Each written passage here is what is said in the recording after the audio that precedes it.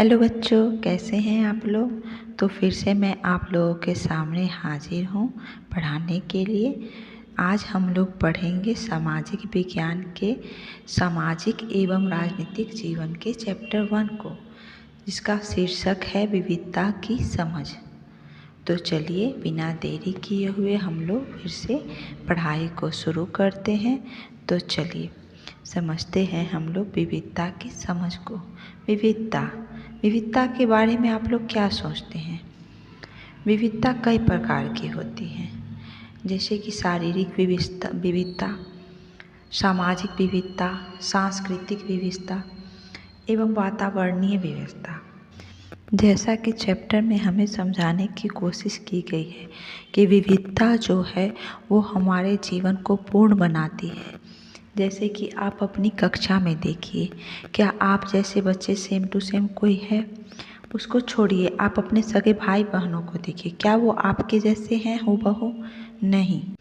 और जो आपके जैसे नहीं है, क्या वो आपसे गंदे हैं या फिर अच्छे हैं। बिल्कुल नहीं। हर आदमी अपने आप में महत्वपूर्ण है, हर वस्तु अपने आप में महत्वपूर्ण है, हर एक जीव का अपना एक अस्तित्व है, अपना एक महत्व है। तो इसीलिए विविधता ही हमारे जीवन को पूर्ण बनाती है। विविधता को समझाने के लिए हमारे एनसीईआरटी बुक में एक छोटी सी कहानी दी गई है, जो बहुत ही सुंदर कहानी है। और अगर आप इसे अच्छी तरह से समझें तो ये विविधता को एक पूर्ण रूप में परिभाषित करती है। जिसमें कहानी है एक छोटे से बच्चे समीर की, जो कि पेपर बेचता है, और जिसे बेचता है वो भी समीरे है। दोनों समीर हैं, पेपर खरीदने वाला, बेचने वाला। तो दोनों में विविध क्या है। दोनों में विविध है उनके धार्मिक विविधता है, उनकी सांस्कृतिक विविधता है, और यही विविधता उन दोनों को अलग बनाती है। नहीं तो दोनों समीर ही हैं। तो देखिए कैसे एक समीर है वो पढ़ा लिखा है, उसे सब कुछ ज्ञान है, वो अंग्रेजी का पेपर भी पढ़ सकता है। वहीं दूसरा समीर है जिसे कुछ पढ़ने नहीं आता है, वह बस पेपर बेचता है, वो भी अपनी रोजी रोटी चलाने के लिए। तो दोनों समीर दोनों से अलग हैं, लेकिन नाम दोनों का समीर ही है। तो मुझे लगता है कि ये विविधता आप लोग समझ गए होंगे। विविधता के कई कारण हो सकते हैं, और विविधता और असमानता ये दोनों दो चीज़ें हैं जो कि इन दोनों समीर के बीच में भी थी। असमानता वो है जो किसी को गरीब बनाती है, किसी को अमीर बनाती है। इसे हम असमानता की श्रेणी में रखते हैं, न कि विविधता की श्रेणी में। और विविधता है जो हमें किसी इंसान से अलग बनाती है। वहीं आर्थिक असमानता है। अब विविधता तो हमने समझ लिया, अब चलिए समझते हैं कि विविधता हमारे जीवन को कैसे समृद्ध बनाती है। जैसे कि अभी आप कक्षा में पढ़ रहे हैं, वहाँ कई तरह के बच्चे पढ़ रहे हैं, आपके दोस्त भी होंगे। उनके जीवन जीने की शैली अलग होगी, आपके जीवन की शैली अलग होगी। आप दोनों जब साथ में बैठते हैं तो दोनों इन शैलियों का विकास होता है। जैसे कि आपके घर में कोई और खेल खेलना सिखाया गया है और उसके घर में कोई और खेल खेला जाता है। आप दोनों साथ बैठे, उसने अपना खेल आपको सिखाया और आपने उसका खेल खुद सीखा।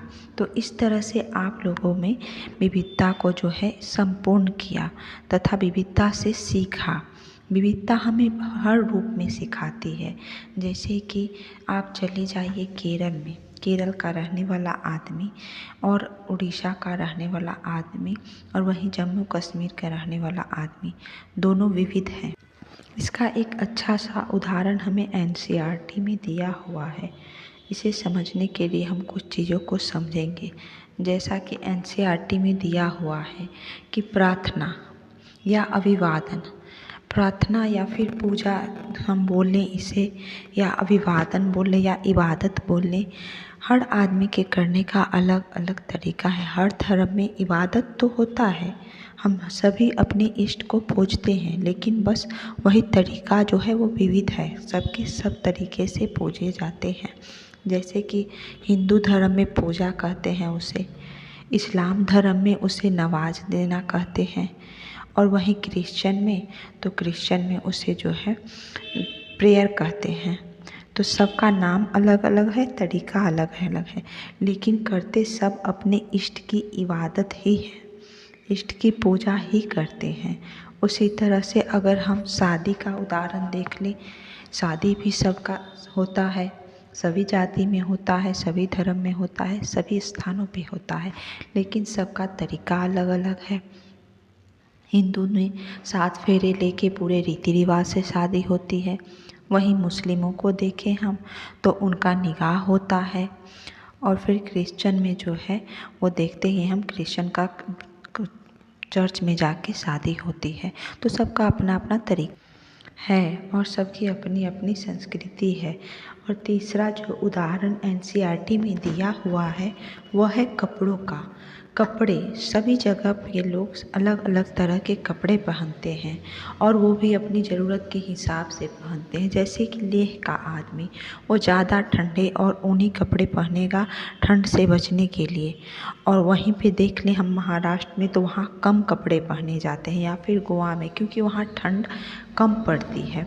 तो आदमी अपनी संस्कृति का जो निर्माण किया है वो अपनी ज़रूरत और प्राकृतिक संपदा के अनुसार किया है, और सबका अलग अलग तरीका भी है। वहीं राजस्थान में देखें हम कपड़ों का तो वहाँ पे लहंगा चोली पहना जाता है, वहीं बिहार में देखें तो साड़ी पहना जाता है। तो सबका अलग अलग तरीका है कपड़े पहनने का। फिर चौथा जो उदाहरण दिया हुआ है एनसीईआरटी में वह है अभिवादन करने का। जैसे कि हम लोग खुशी होते हैं तो पंजाब में देखें तो वहाँ पे गिद्दा गाया जाता है, वहीं पे बिहार में देखें तो सोहर होता है। सभी जगह पे अपना अपना एक तरीका है खुशी मनाने का और उसे सेलिब्रेट करने का। चौथा उदाहरण जो है खाना पकाने का है। एक ही चावल को कई तरह से खाया जाता है, कहीं उसे बिरयानी बना के खाया जाता है, तो कहीं उसे सब्जी डाल के बना के खाया जाता है, कहीं उसे नॉर्मल दाल के साथ खाया जाता है, और कभी कभी ज़रूरत पड़ने पर या फिर बीमार पड़ने पर उसे खिचड़ी बना के भी खाया जाता है। तो चावल तो एक है पर उसे बनाने का और उसे परोसने का तरीका अलग अलग है। तो यही है विविधता जो हमें समृद्ध करती है हमारे भारत को, और हमारे भारत का एक सुंदर रूप प्रदान करती है। विविधता हमें पूर्ण करती है तथा ये भारत की एक पूर्णता का रूप है। विविधता के कारण ही हम इतने समृद्ध हो पाए हैं। कभी आपने सोचा है कि क्या अब हमें एक चावल दाल ही मिलता या फिर एक ही तरह का होता तो क्या हम दूसरे कल्चर को जान पाते? सभी कल्चर एक साथ रह रहे हैं तभी तो। विविधता को तो हमने समझ लिया, अब चलिए कोशिश करते हैं कि विविधता आई कहाँ से और हुई कैसे हमारे देश में, इसे थोड़ा समझने का कोशिश करते हैं। विविधता के कुछ कारण हैं जिस कारण से हमारे देश में विविधता उत्पन्न हुई है। विविधता का पहला कारण जो है वो है युद्ध। युद्ध के कारण जो हमारे देश में विविधता हुई या फिर विदेशी आक्रमण के कारण हमारे देश में विविधता हुई है, जो कि धार्मिक विविधता हमें देखने को मिलती है। दूसरा कारण है व्यापारी। व्यापार करने आए हुए व्यापारियों के कारण भी हमारे देश में विविधता हुई है। कुछ व्यापारी यहाँ व्यापार करने भी आए और यहीं बस गए। तीसरा कारण हम बोल सकते हैं कि रोजी रोटी की तलाश, जिसके कारण कि शुरू से ही हमने पढ़ा है इतिहास में भी कि मनुष्य एक स्थान से दूसरे स्थान पर भ्रमण करता था, और इसी कारण जो है सो हमारे देश में विविधता देखने को मिलती है। तीसरा कारण धार्मिक प्रचार को मान सकते हैं, क्योंकि धार्मिक प्रचार करने आए हुए धर्म गुरुओं के कारण कुछ धर्म गुरु हमारे देश में बस गए, और जिस कारण हमारे यहाँ विविधता हुई है। तो मुझे लगता है कि मैंने आपको धार्मिक विविधता के कारणों को समझा दिया है और आपको समझ में आ चुका होगा। इसे समझने के लिए हम भारत के 2 स्थानों का उदाहरण लेंगे। पहला जो है कि लद्दाख और दूसरा केरल। लद्दाख जम्मू कश्मीर के पूर्व की पहाड़ियों में बसा हुआ एक रेगिस्तानी इलाका है। यहाँ खेती बहुत कम होती है और यहाँ बारिश भी बिल्कुल नहीं होती है। यहाँ काफ़ी लंबे समय तक बर्फ़ से ढका रहता है और यहाँ पेड़ भी बहुत कम हैं। पानी के लिए लोग गर्मी के महीने में बर्फ़ पिघलने पर निर्भर रहते हैं। वहाँ के लोग एक ख़ास किस्म की बकरी पालते हैं जिससे कि पश्मीना शॉल बनाते हैं और उसी से वह अपना जीवन यापन करते हैं। यहाँ के लोग दूध से बने मक्खन, चीज़ और मांस खाते हैं। हर परिवार के पास अपनी खुद की गाय, बकरी और याक होती हैं।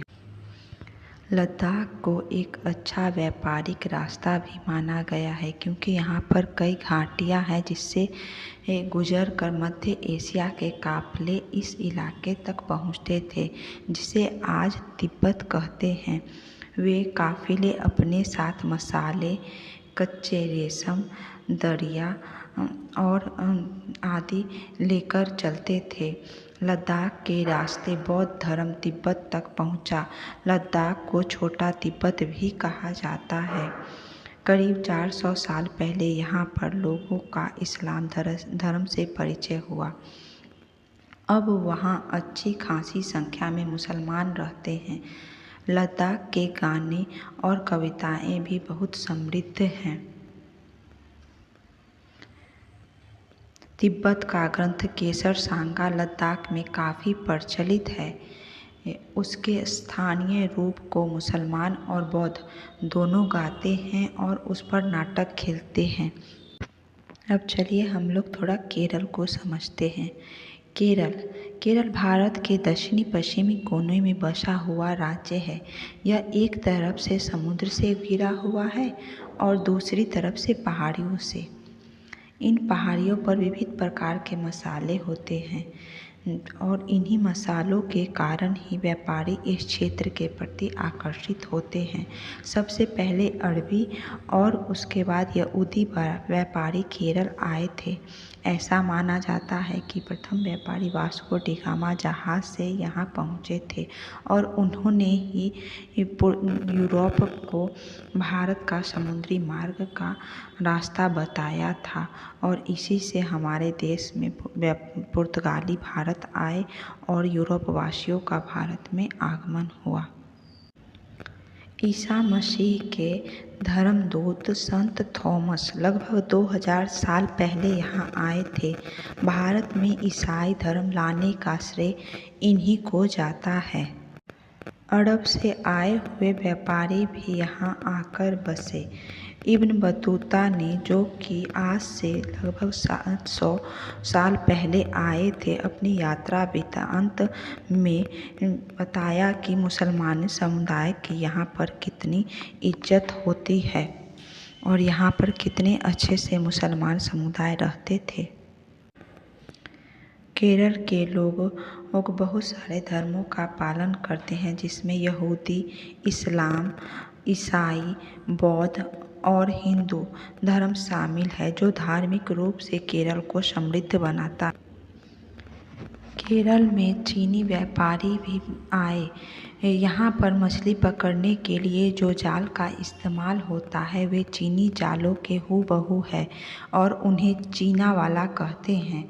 तलने के लिए जो लोग बर्तन भी इस्तेमाल करते हैं उसे चीना चट्टी कहते हैं। इसमें चीन शब्द का इस्तेमाल इस ओर इशारा करता है कि इसकी उत्पत्ति कहाँ से हुई है।